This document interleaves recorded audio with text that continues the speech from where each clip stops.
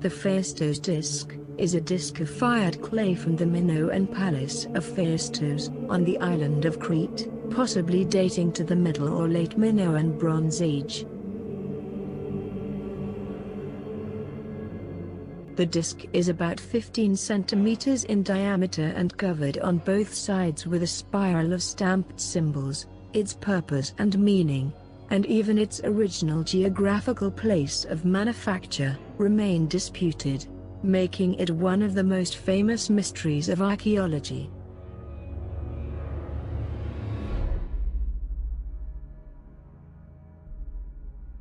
The disc was discovered in 1908 by the Italian archaeologist Luigi Pugna in the Minoan palace site of Phaistos, and features 241 tokens, comprising 45 unique signs, which were apparently made by pressing hieroglyphic seals into a disc of soft clay, in a clockwise sequence, spiraling toward the center of the disc. The Phaistos disc has captured the imagination of amateur and professional archaeologists. Many attempts have been made to decipher the code behind the disc's signs. While it is not clear that it is a script, most attempted decipherments assume that it is. Most additionally assume a syllabary, others an alphabet or logography.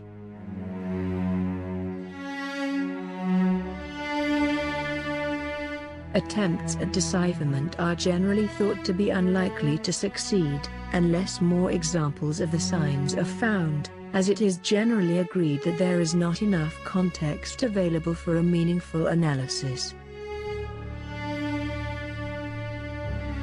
Although the Phaistos disc is generally accepted as authentic by archaeologists, a few scholars believe that the disc is a forgery or a hoax.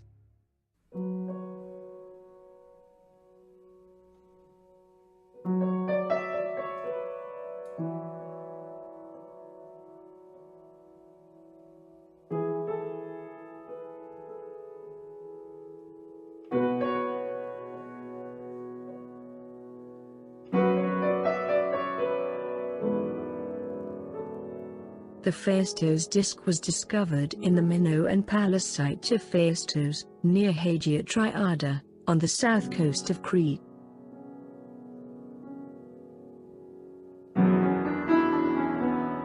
Italian archaeologist Luigi Pugna recovered this remarkably intact dish on the 3rd of July 1908 during his excavation of the first Minoan palace. It was found in the main cell of an underground temple depository. These basement cells, only accessible from above, were neatly covered with a layer of fine plaster. The site apparently collapsed as a result of an earthquake, possibly linked with the eruption of the Santorini volcano that affected large parts of the Mediterranean region during the mid-2nd millennium BC.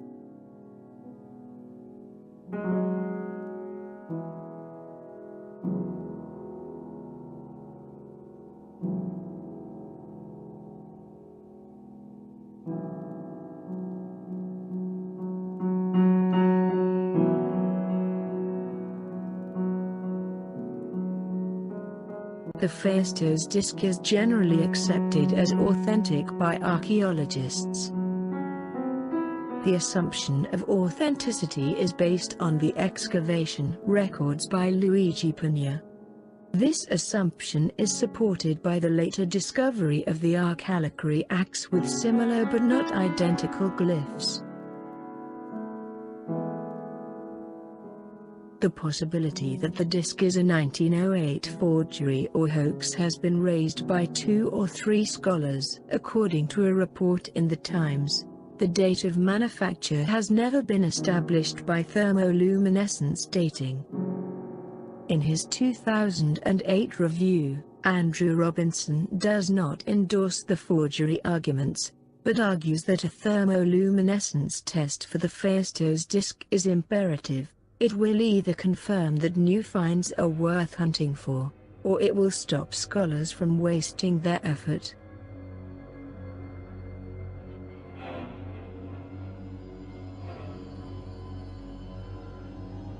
A gold signet ring from Knossos, the Mvrospilio ring, found in 1926, contains a linear A inscription.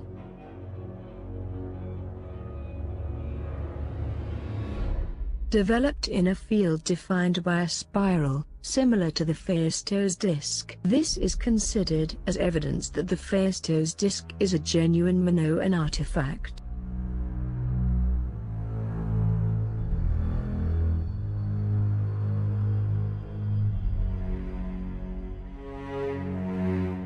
Belgian classical philologist and linguist, Yves Douw, in 1977 dated the disk to between 1850 BC and 1600 BC, on the basis of Luigi Pugna's report, which says that the disk was in a Middle Minoan undisturbed context. Doubting the viability of Pugna's report, Italian archaeologist Louis Godart, in 1990 resigns himself to admitting that archaeologically, the disk may be dated to anywhere in Middle or Late Minoan times, a period spanning most of the second millennium BC.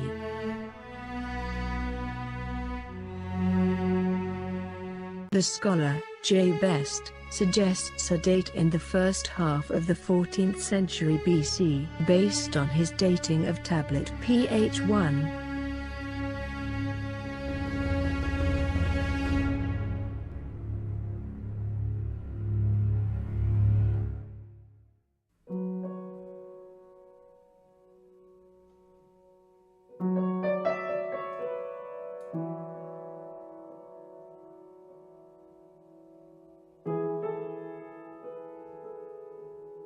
A great deal of speculation developed around the disk during the 20th century. The Phaistos disk captured the imagination of amateur archaeologists. Many attempts have been made to decipher the code behind the disk's signs. Historically, almost anything has been proposed, including prayers, a narrative or an adventure story, a psalterion, a call to arms, a board game, and a geometric theorem.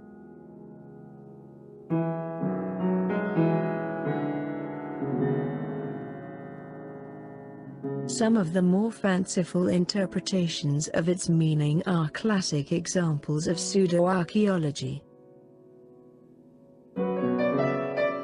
Most linguistic interpretations assume a syllabary, based on the proportion of 45 symbols in a text of 241 tokens, typical for that type of script. Some assume a syllabary with interspersed logographic symbols, a property of every known syllabary of the ancient Near East, linear B, as well as cuneiform and hieroglyphic writing.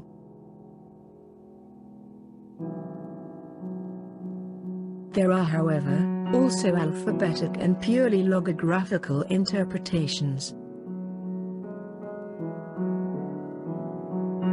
While enthusiasts still believe the mystery can be solved, scholarly attempts at decipherment are thought to be unlikely to succeed unless more examples of the signs turn up somewhere, as it is generally thought that there is not enough context available for meaningful analysis.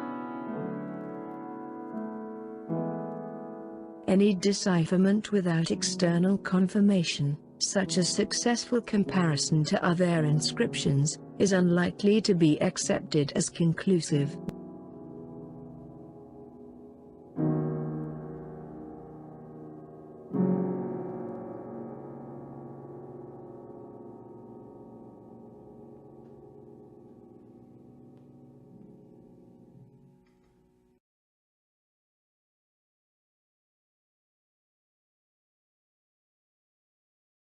History's secrets, mysteries and enigmas.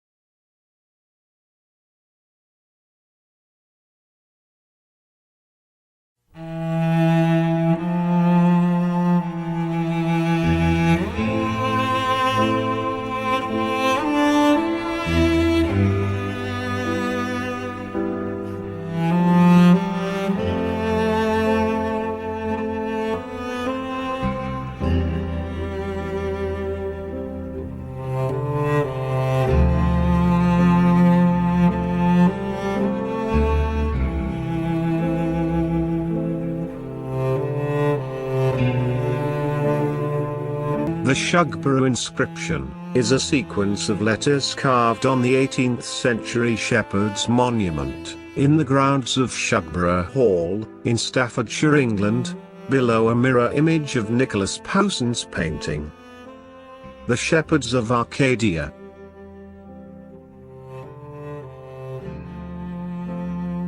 It has never been satisfactorily explained, and has been called one of the world's top uncracked cipher texts.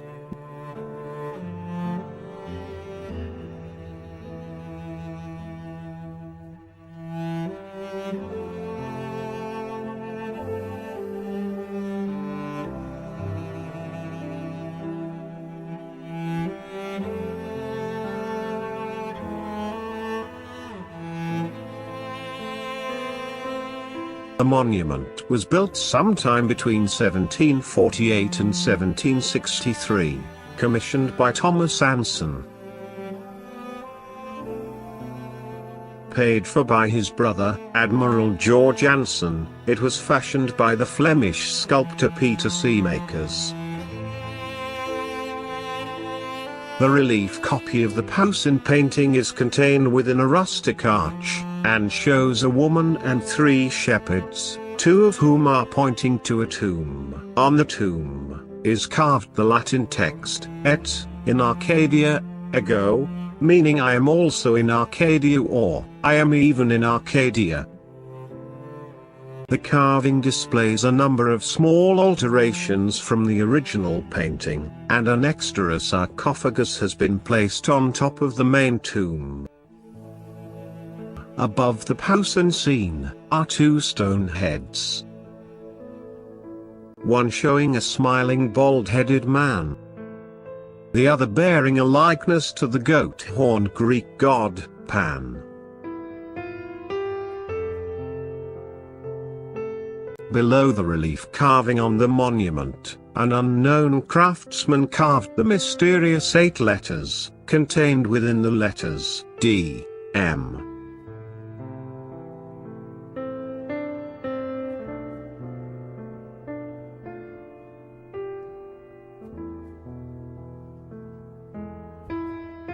On Roman tombs the letters D, M commonly stood for Dis Manibus, meaning dedicated to the shades.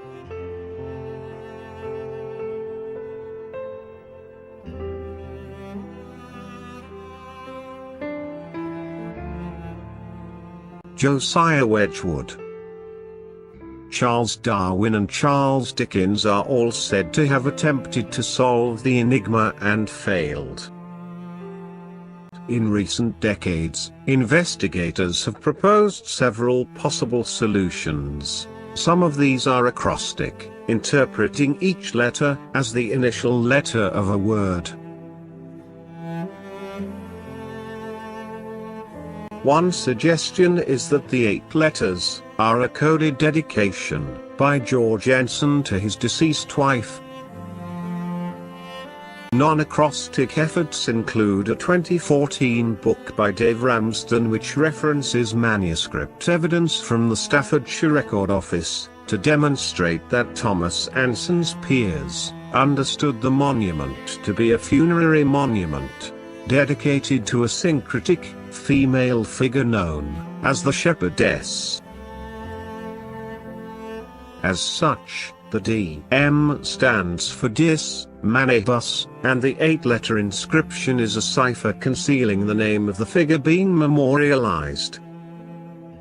The solution provides a detailed decryption effort, which asserts that a polyalphabetic cipher was used to encrypt the name Magdalene.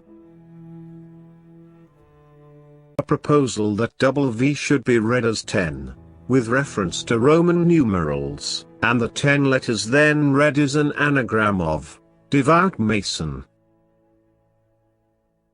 Despite the many theories, staff at Shugborough Hall remains skeptical of all proposed solutions. A spokesman for the property, now owned by the National Trust, was quoted in 2014 asserting, "We get 5 or 6 people a week who believe they have solved the code, so we are a bit wary of them now."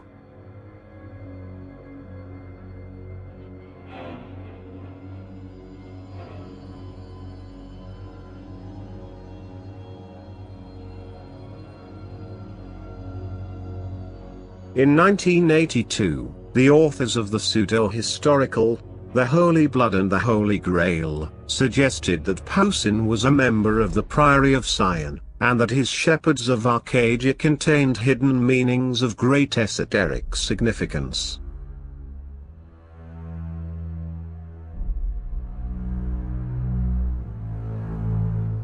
In 2003, Dan Brown developed similar themes in his best-selling novel, The Da Vinci Code.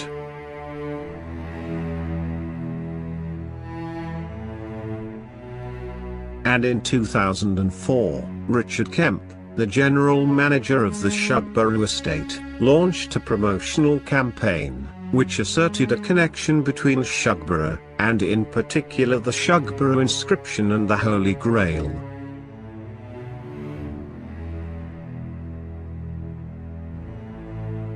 Speculation then grew that the inscription may encode secrets related to the Priory of Sion, or the location of the Holy Grail.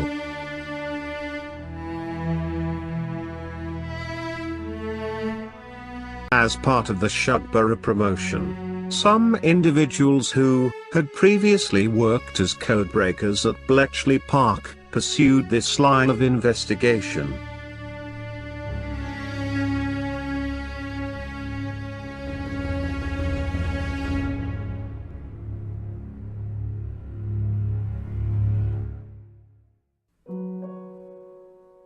Oliver Lorne proposed that the letters may encode the phrase Jesus H-defy, where the H supposedly stands for Christos, Greek for Messiah, and the references to a Jesus bloodline, which allegedly descends from a non-divine Jesus and was preserved by the Priory. Sheila Lorne, his wife, preferred the love story theory. Despite the couple's previous employment, neither of their suggestions enjoyed reliable cryptanalytic support and both were presented as speculative.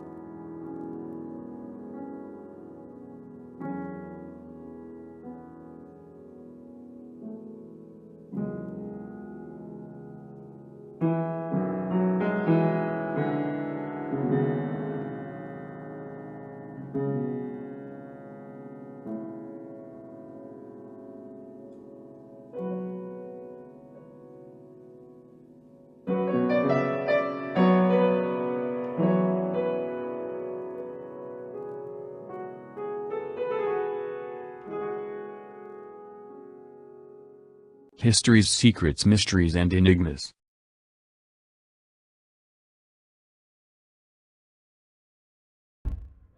History's Secrets, Mysteries and Enigmas was made possible in part by